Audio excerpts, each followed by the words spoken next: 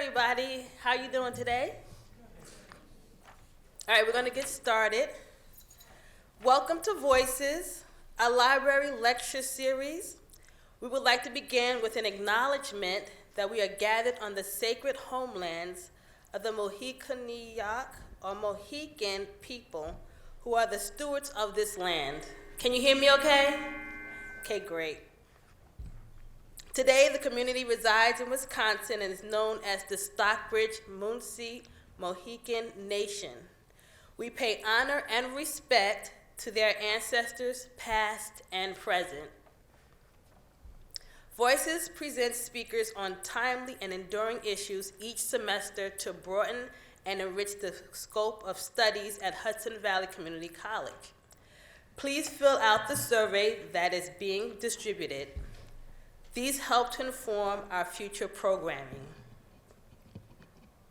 Today's Voices presents Michael Leczinsky. Michael is a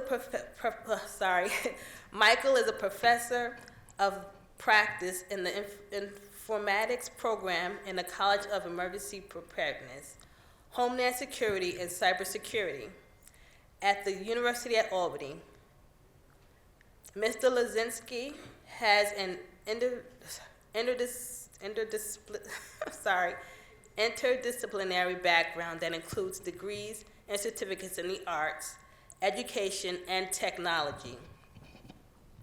Mr. Leczinsky has co-founded several labs in emerging technologies, including the college's Master Place, Drone Lab, and Esports and Gaming Lab. Mr. Leczinsky is the head coach and director of UAlbany Esports, a co-ed championship-winning team of over 200 students. Mr. Leczinsky's research and teaching is focused on emerging technologies. Recently, Mr. Leczinsky's research and teaching is helped develop the university's new informatics concentration and minor in game design and development. Mr. Leczinsky is dedicated to student success and student engagement as evidenced by his commitment to his teaching practice and investment in a university community through a wide range of initiatives and programs on campus.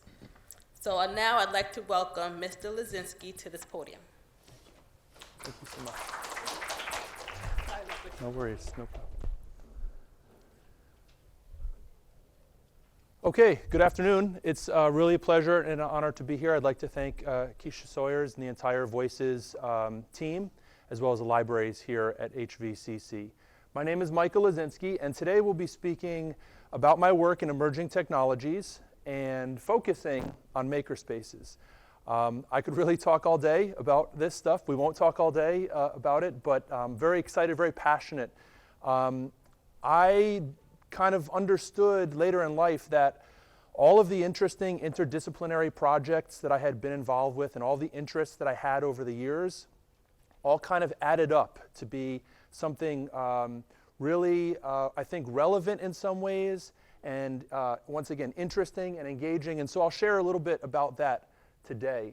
So rather than include just a picture of myself next to my name and my title, I thought I would include a video. So this is a video from 2015, and this project represents some of the projects that I'm engaged in. So a little bit of background.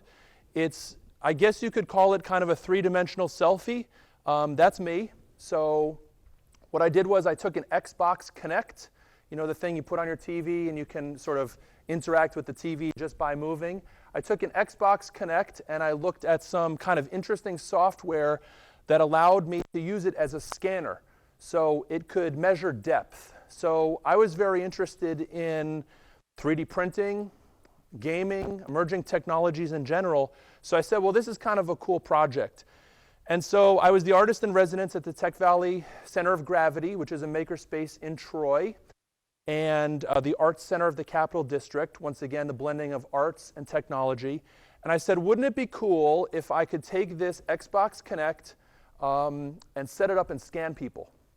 And so you know, hundreds of years ago, if you wanted to see a picture of something, well, you couldn't see a picture of it, you could see a painting of it. If you wanted to have a portrait done, it was literally that, it was a portrait. You had to be rich, first of all, because you had to have a lot of resources to hire a painter, and you would sit there and they would paint you. When photography came on the scene, it was sort of a novelty, and it was a new and interesting concept and idea and ultimately artistic medium. And so I kind of view this in that light, right? When photos came about, they were new and they were novel. Well, what about 3D photos? What about if you can set up a scanner, and these days you can actually do it on your phone.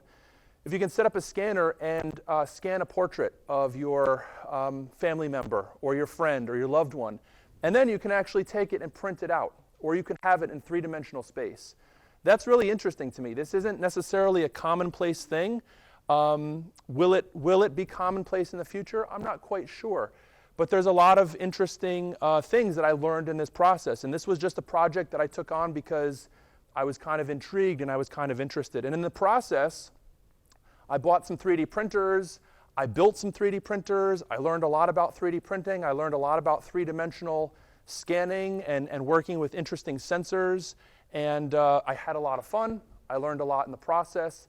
And these are the sorts of projects, the personal projects, that sort of drive my work. And some of them are purely artistic, personal pursuits, and then some of them are engaged in a variety of different areas. And so, as I said, rather than just kind of show a photo, I thought I'd show that 3D selfie, and I'd also have you take a little bit of a look into the world that I'm in. And as it was mentioned, my work is in emerging technology. So I've been fascinated by technology ever since I was young, and I'm always interested in what the next thing is, right? What is on the horizon? And my work at the university is also driven by that. So on the right here, we have a picture of me wearing a Magic Leap headset. A Magic Leap headset is a mixed reality headset. So you have virtual reality, you have augmented reality, and you have mixed reality, which kind of works in the space between. So in this case, you can actually see through it like normal glass is, but you can also see an overlay of information. If anyone ever played the game The Sims, it's sort of like if I could see everybody in the audience and you'd have the little diamond above your head, floating above your head, how you were feeling today, what your mood was, maybe your name. So it's an overlay of information. And this is, I think, going to be very interesting in the next 3 to 5 to 10 years when companies like Apple or companies like Meta, which have now released some of these early devices, which are basically like glasses that you wear. They may not look as cool as that. They may be a bit more like the glasses we commonly see. But that you have an overlay of information.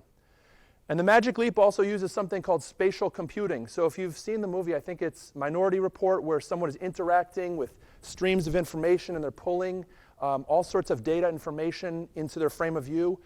That's what that is, and it's pretty amazing. And so that's a part of my work, is to understand what's possible and what's maybe possible and kind of where are we going, and then how to apply that. So it's great to put on the headset and to play the games and to do all that stuff, but what's the application? What's the use beyond just maybe gaming or entertainment?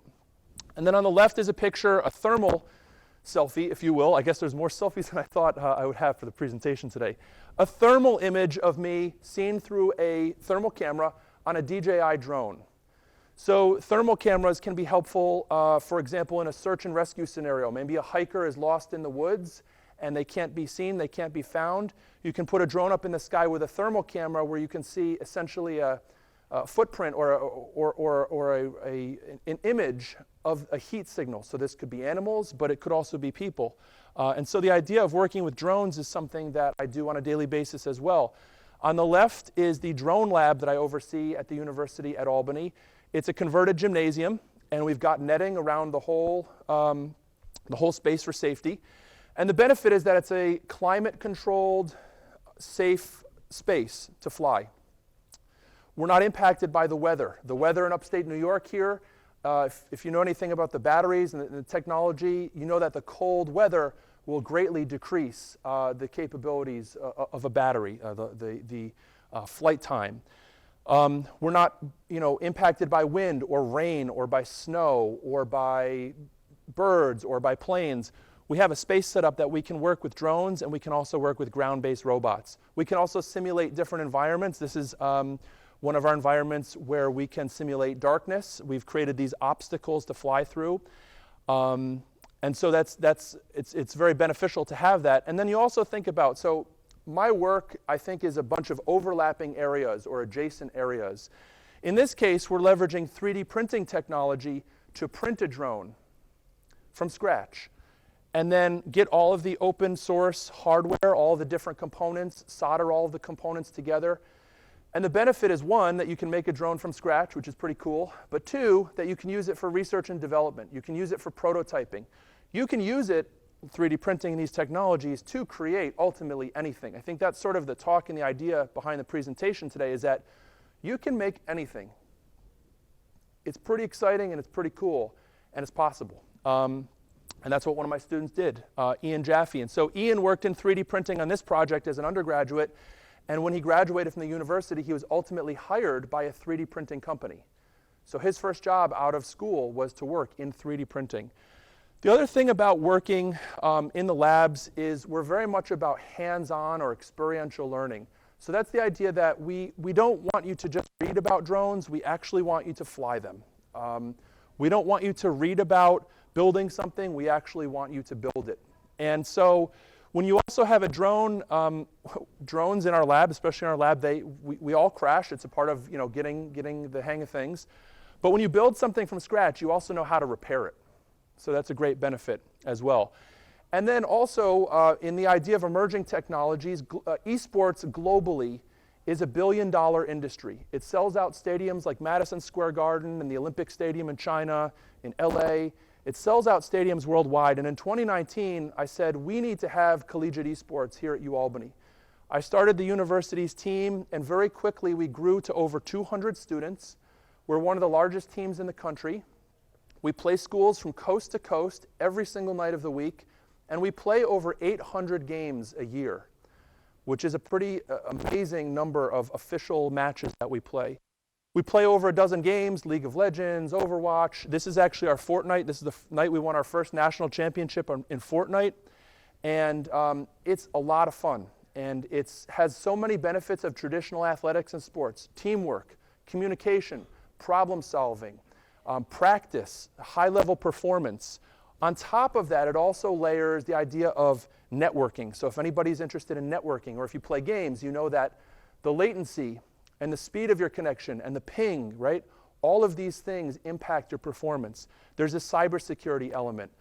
There's an element of working with hardware and software. So it's just a really engaging, and students are very interested in this area naturally. So it's not so much of a hard sell. What's also cool is that I have an internship where students actually work with me as assistants, helping me to run what we look at as the organization. And some of our students have also gone on to work in esports or work in gaming companies directly from our team, which is also amazing. And they're not just students who are interested in computing. One of the students for our team, she graduated, I think 2 years ago. She was an English major. And so she leveraged all of her skills in communication, in the ability to write and to present herself, her experience on the team, and put together kind of this really unique set of skills. And of course, I'm incredibly proud of her for being able to pursue her interests and to be a part of this emerging area. So this brings us to Makerspaces, and this is really kind of the focus of today's talk. And rather, again, than just put a photo on the screen, this is something that I've been experimenting with as well, which kind of brings you into the space a little bit more. So this is using a three-dimensional camera. Well, in this case, actually, I should say, it's using my iPhone. But my iPhone is now a three-dimensional camera because it has LiDAR. It has the ability to send out lots of little pulses of light and to measure depth. Just many years ago, or just years ago, this technology was prohibitively expensive for someone to just kind of have in their pocket. You had to have dedicated hardware, and it was a totally different workflow. One of the aspects of my work also is how quickly technology changes, how quickly the phones change, how quickly apps and capabilities. It's really, really, really exciting, and it's really, really, really intense because it keeps going. And so what we're doing here, I've kind of looked at this as creating what we would call a digital twin. And a digital twin is basically a representation of a space that's not just a flat, non-interactive photo. It's actually a space that you can navigate in 3 dimensions. And so in this case, we could use this for virtual visits. We could use this for training. So when I have a new group of interns who help me manage this space, I can say, the first thing I'd like you to do is pull up this link and have a look around the space, walk around or navigate through the space. I don't have it in this demo, but some of the things you can do are include little areas to click on. And when you click on that area, a video comes up, or a document comes up, or information comes up. So we could hit the ground running in my internship before anybody actually sets foot in the facility. So the idea of digital twins are also used all the time in architecture or in designing cars. So much of the world has a digital counterpart before it's actually manufactured or created. And also once it is manufactured or created, there's benefits. So another thing I'm looking at is how can you then take this space and put it into a game engine and be able to navigate it, maybe not as a game, but more of a simulation or, again, a training exercise. So I thought I would show the digital twin to show a little bit of a look around my space that I manage, and maybe at the end of the presentation, if we have time, we can come back to this and I can share a little bit more about the space and some of the things we do. So one of my big goals I've realized over the years, one of my goals today, but one of my goals in general in teaching, I would like to demystify the spaces that I work in, right? The idea of makerspaces, drones, 3D printing, game design and development, emerging technologies. I want to demystify it because at one point I was the person who I didn't know about these things, and I had this kind of winding path to figure out how to pursue and how to engage with these areas. But I don't want anybody ever, because I know I felt this way at times, I don't want anybody to ever be intimidated by technology or to be intimidated by any of these areas. The bottom line is it's for everybody. If you have an interest, especially with the tools we have today, like the internet, which didn't exist when I grew up and I had to find information. I couldn't just take a supercomputer out of my pocket and see a 4K tutorial on how to do something. The information is available to you. And so I want to demystify, and that's a little bit what I'm going to look at today, some of this process. And if you're interested in any aspect of it, I would say go for it. Go for it. It's available to you. Okay? So this image that I put up on the screen there's a bunch of clues here about exactly what this is.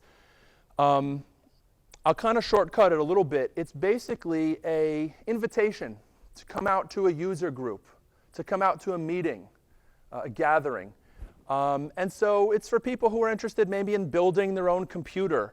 TV typewriter, that sounds a little bit, maybe not like what we would have today, or an I/O device, buying time on a time-sharing system. So there's some clues that might or might not resonate with you and your background or knowledge of technology, but this is basically an invitation. I guess it's kind of like a social media post saying, hey, we're having a get-together. If you're interested in building your own computer, come on and hang out. We're going to get together, okay? So, there's some more clues about some of the things that I'm going to show here. And, I often ask, what exactly are we looking at here? Well, we see a suitcase. I think that's first and foremost. So you see a suitcase. This thing is called a tape recorder. You see a tape recorder there, which you may or may not have, used in your lifetime. I used one. You see a keyboard. So then you're starting to think about, well, what do these things all have to do with each other? Keyboard, a tape recorder, a suitcase. You see, some wires and, these are capacitors and a circuit board. So it's kind of unclear exactly, what we're getting at. Well, then you see another version, or you see another image on the screen, and this has some different, some more clues. Once again, you see that same typewriter-style keyboard. Now you see it's a kind of a wood enclosure. You see the word Apple computer, so that's kind of interesting. You see a lock, So I believe the lock is kind of what turned this thing on. Well, let me put it this way. Does this look like, if you go to the Apple store, you go to Crossgates, is this like what you'll see in the Apple store? Not necessarily, but you start to think about what do all these things have in common? And they have in common these two folks, the two Steves, Steve Jobs and Steve Wozniak, who basically grew up and who were very engaged on the West Coast in this sort of culture where you would go to these meetings, in this case the Homebrew Computer Club. You'd go to a meeting wherever they had a meeting, somebody's house, somebody's garage, a community center.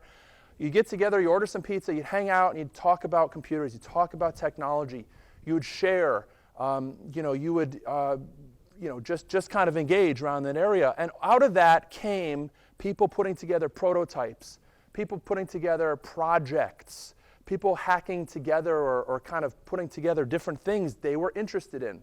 Much like when I hacked together an Xbox controller and some software, and I was interested in 3D portraiture, personal projects, things of that nature. Well, lo and behold, as you go through the prototypes, you actually understand that these are the roots of what is essentially one of the most valuable and arguably one of the most impactful companies in technology, and that's Apple computers. And so then you start to think about, it's like, wow, that whole process, at least I think about, could I do that? Could I do that? Like, maybe I'm not going to start Apple, that's fine, but what could I make? What could I do? If other people can do it, is it for me? This is a really wonderful photo, I think, for a couple reasons. If anybody works in their garage or with tools, I just look at this back wall and all the tools. Every tool is in its place. My tools do not look like this. My tools are kind of scattered all over the place. Look at that organization. You know exactly what wrench you want. There it is. This is, in fact, a garage, and what we're looking at is hot rodding. Hot rodding culture is when you would take a car and you would fix it yourself. You would take parts, you'd need a part, you'd find another car or a supply, and you would put that part in. You might decide to soup up your car a little bit and put in a different part to give it some more horsepower, to make it faster. People, would repair their cars, people would race their cars, but it was the idea that you could do it yourself with your own hands in your garage. You were directly connected to the machine, and you could modify, you could change, you could remix that car however you wanted. So if you wanted to put cool like flames on the side and you wanted to give it a custom paint color, and maybe you wanted to drop it a couple inches or to do something to the engine, you could, and that was a culture. And that culture is also still alive today. If you look at customizations of cars, maybe some of you are involved with that. That culture is still very much alive, and there's a connection that you have in that process. It's a lot like this. Has anybody built their own PC before, just out of curiosity? So, this is very similar to this. Now, this might not happen in the garage. It might happen in your basement or your workshop or your office. But just like you would pick out different parts for your car, you're picking out a GPU, a CPU, a hard drive, RAM, a fan, lights, an enclosure, a power supply, a keyboard, a mouse, a monitor, and you're customizing those based on your interests and your needs and your style as well, which is another component. So the idea of building things, like this is the first 3D printer I ever built. It came in a big box with a whole bunch of bags of parts and some instructions. And I had never built a 3D printer until I had built a 3D printer. Again, I'm, for whatever it's worth, not afraid to just try new things. And that's, again, part of what I want to help promote is that just go for it. Like, I didn't go to school for 3D printing. None of this technology actually existed in terms of access. I didn't have access to any of this stuff when I went to school. I essentially taught myself all of this. And I just kind of jumped in. And I want to encourage everybody to consider that idea. So it was pretty good. It worked. I put together a 3D printer. It came in a kit. It was fun. And what's something else that comes in a kit with a lot of little pieces in bags? Lego, right, which I also played with a lot when I was growing up. And again, the cool thing about Lego is that you can buy the kit and follow the directions and build, in this case, the blacksmith's, house there. But you can also take parts from other kits and put them into the creation. You can modify it. You can create things from scratch. So that's the theme, that's the idea. And Lego is also a lot like what? Minecraft, right. Has anybody played Minecraft? Spent a few hours in Minecraft? Yes, right. Minecraft is sort of like digital Lego. It's a series of blocks where you can, in fact, Minecraft, you get dropped into the world and there's no game. You're just dropped into the world and it's a sandbox game. You make or do whatever you want. And you can make or do whatever you want in Lego. All of these things. So Minecraft, the idea of playing Minecraft, it's a game about building. So then you build stuff. And if you're really interested, has anybody ever modded Minecraft? So modding is then another level where you are then creating, you can go a lot of different ways with it, but you can go all the way to the level of setting up your own servers and programming and doing some pretty high level and interesting things from a programming perspective. So the idea of using the standard stock out of the box kit is great, but you can also mod it and remix it and change it and alter it. And this is a good example. I taught a summer camp with some middle school students, and the first thing they wanted to do was build a whole island made out of TNT and then see what would happen if it exploded. And then also we're on a Raspberry Pi, which is a small computer about the size of a credit card. They wanted to see, in fact, I think they did here, they wanted to see if they could max out the CPU. So it's at 100% CPU, and it totally crashed, and they had to do a hard reset. But that sort of idea of play, I think, is also really cool. It shouldn't just feel like work, and it shouldn't be unattainable and intimidating. It should be fun. It should be interesting. It should be engaging, and you should just go for it. So, the idea of working in garages and spare rooms and basements is also where a lot of companies got their start. So there's a little company called Google. You may have heard of it, right? And there's all these stories, HP and Apple, of companies that literally started in a spare space. They started in an area where there was room, where there were tools, or where there was some flexibility. This is a recreation of where Google started. So the idea of projects starting in garages or basements or workshops or makerspaces, which is where we're going to kind of bring this thread here, it's in like an established and really interesting history. And this really kind of represents, this is a makerspace called NYC Resistor down in New York City. And this kind of brings that full circle, that image that I showed you about the invitation to come and hang out and to talk to people and to share, to have some pizza, to show your projects, maybe to get some help. This space is a really a storied makerspace, and you'll see these laser-cut plywood boxes here. These are the original MakerBots, and MakerBots were essentially the first commercially available 3D printers. They really kick-started a lot of the maker movement, and they kick-started a lot of 3D printing, and they grew out of this space. They grew out of this space by having conversations and realizing the person next to you knows a lot about this, and this person knows a lot about that, and then you connect and you collaborate, and amazing projects have come out of this space and makerspaces in general. So this really kind of brings to light the idea of that gathering. So makerspace is really two words. Let's take a look at the first word, which is maker.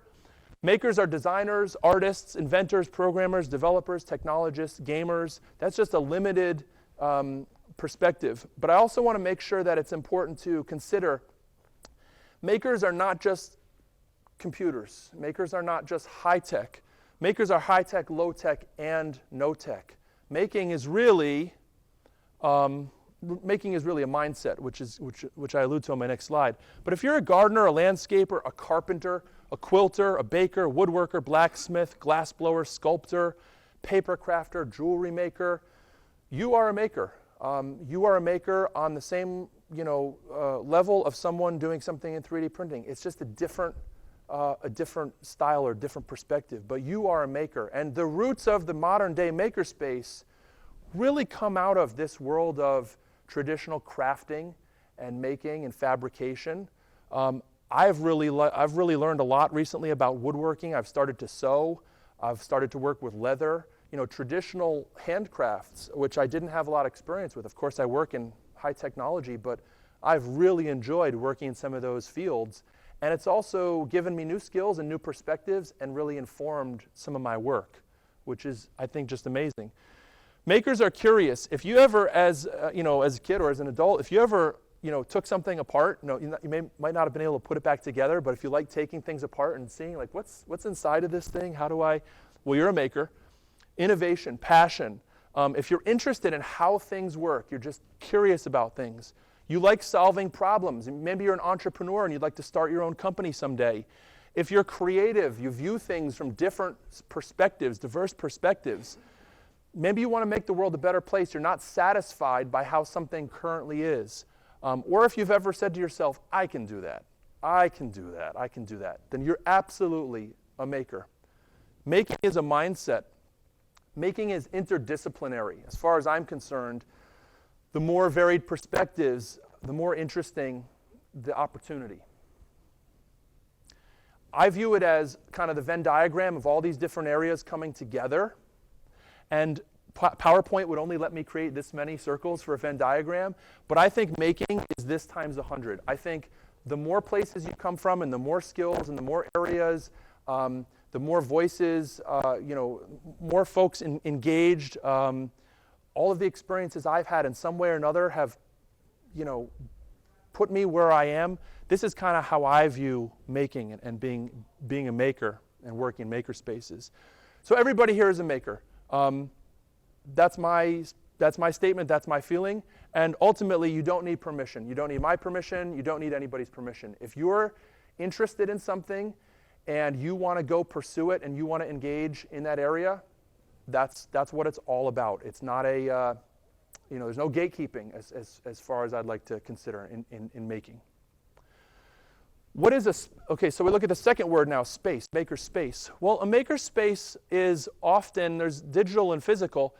In the physical component, it's where the equipment is. So you might not have a lot of space in your house or your apartment to have a whole room full of woodworking equipment, but you know what, at the makerspace, they have it. They have all the saws and the drill presses and all the dust collection and the whole thing.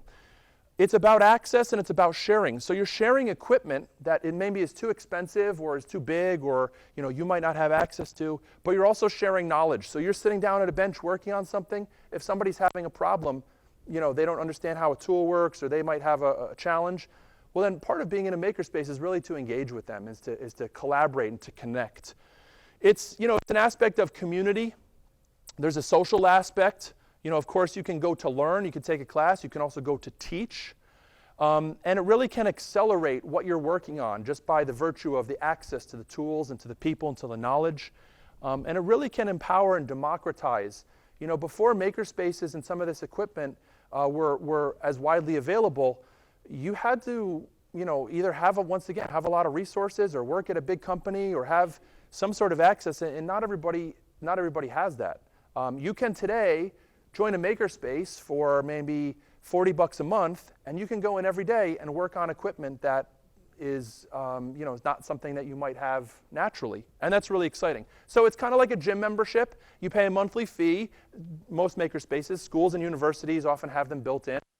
And then just like a gym, you pay a monthly fee, and then you go whenever you want, and you work on your projects. So makerspace also is really anywhere. You'll see them in schools, universities. You'll see them in corporations. We often consider some of these tools being R&D or research and development. But companies like Ford have been very specific about putting in a makerspace and just putting tools, giving access to tools and saying, see what you can come up with, see what you can prototype, see what you can develop. Governments, for example, NASA, are very interested in making. Making is about rapid prototyping, it's experimentation, it's about creating new things, it's about improving things. So many people are interested in this idea. Nonprofits and community groups, libraries are also very interested, engaged with providing access to information and tools and technologies. Pop-ups, there's fairs and festivals, and then once again, a makerspace, if you decide your spare bedroom or your garage or your basement is a makerspace, it's a makerspace. Give it a cool name, go in there and work when you can, and work on interesting and engaging projects. So where to start? The first place I would honestly recommend you start is you go on YouTube. YouTube is, I think, one of the most powerful and amazing sources of information. I'm just amazed by it. This is the tour of the Prusa 3D printing factory in the Czech Republic. I haven't been there yet. Maybe one day I'll have the opportunity to go visit there. This is the print farm where they actually print parts on the printers to make more printers. So I use these printers. They're open hardware. They're open source. But until I can get there, I got a tour. I got a tour of the factory just by hopping on YouTube. And I got to see the founder, and I got to listen to him. YouTube, if you're a visual learner or you like to learn, maybe some people learn by reading a book. People learn in different manners. But I really resonate with visual learning. So when I can see someone and hear them, and I can get kind of a behind-the-scenes view, that really engages me. So YouTube is one of the places I would start. And there is no shortage of amazing maker content on YouTube. The other place is through books and magazines. So Make Magazine is really sort of like the Sports Illustrated of making. It's like the magazine that's all about making and the maker movement. And so they have what's now I think a quarterly magazine, but they've produced, I don't know, maybe as many as 100 or more books. So no matter what you're interested in making in Makerspaces, magazines are great and books are great. And in this case, this is a example of the Raspberry Pi, that little computer I spoke about that runs Linux. And this is an opportunity to make a self-driving robot from scratch. And they'll give you all of the narrative, and they'll give you all of the parts, and then it's time for you to get the kit and to ultimately make it. And the other place that I'd like to, or the other idea I'd like to share is go to a makerspace. So we're very fortunate in downtown Troy, looks like on the corner of maybe Broadway and 4th, is the Tech Valley Center of Gravity. So that makerspace occupies the whole first floor, the basement, and also on the upper floors are incubator spaces. And these incubator spaces are for businesses and companies that are just getting started. And they need office space, and they need access to internet, and they need to hire employees. And so this whole facility is really, really, really amazing. And it is a regional makerspace. It's fully capable. It has amazing technology and wonderful people. And I would really encourage you to go to maybe one of their open nights where you can get a tour, and they'll walk you through the space, and also to consider maybe even a membership. I forget what the rates are at the moment, but they're maybe around $40 or $50. And they also have day passes and other things. To actually go to a space and to see it and experience it will just be fantastic. And you'll also meet people. I met a lot of great people and friends and collaborators at this space, and they have all sorts of events and potluck dinners and social nights and projects and community engagement and all sorts of great things. And it's just down the road. It's about 20 minutes down the road, downtown Troy. So this is one great resource. The question is, how do you make anything? And I think it ultimately, you think about, well, where do you want to start? I think the first thing is to consider mapping out what you know, and then figuring out what you don't know.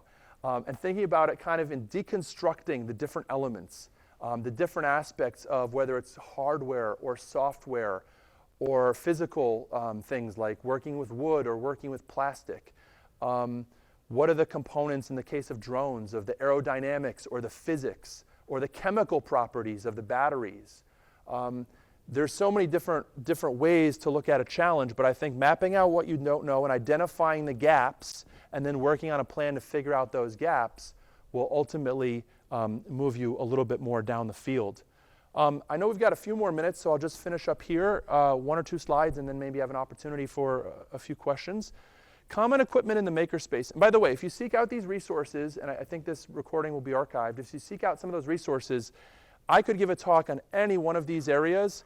The most important thing is to just start learning about them and kind of getting started. So common equipment, vinyl cutter, a 3D printer is often one of the important components of a space.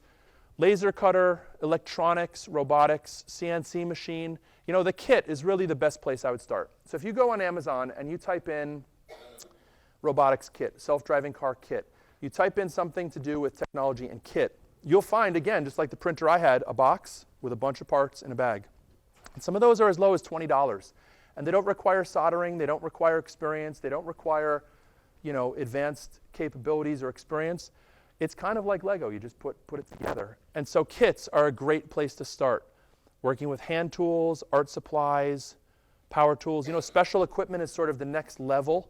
But these are some of the things that are found in a makerspace for additive manufacturing, subtractive manufacturing, prototype, working with electronics, working with software and hardware.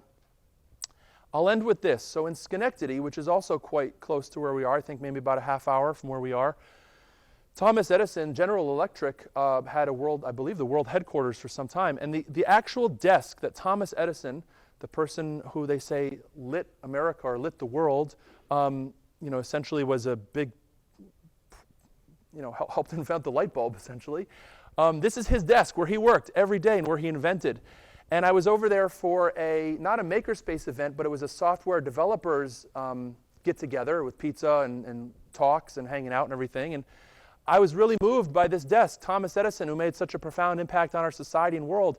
And then this plaque, which says they have a relentless passion to find solutions for tomorrow's problems, developing groundbreaking technologies that improve people's lives and change the world. Building, powering, moving, curing. These words really apply to all the things we do in the makerspace, the things I do in emerging technologies. And I think the things that we could all do ultimately as makers. So for me, making is a lifelong practice. It's like a yoga practice, or it's like any sort of pursuit that you follow. It's a lifelong journey. And I can't wait to see what you make. Thank you very much. Time flies when you're having fun. So that's the end of my presentation. Thank you. So I know we're at time, but I'll take maybe one or two questions. If anybody has any question about any of the things that I showed or my projects or where to get started or anything along those lines. And if not, just something to consider. Again, find a kit, find a project, go on the web. If you're interested in fashion design, if you're interested in woodworking, if you're interested in sculpting, if you're interested in remote control vehicles, that's great. Run with that interest, and there are no shortage of resources and projects and people on the internet and in person who are willing to engage with you and connect with you. So, any questions? Okay, have a wonderful day. Go out and make something. Thank you.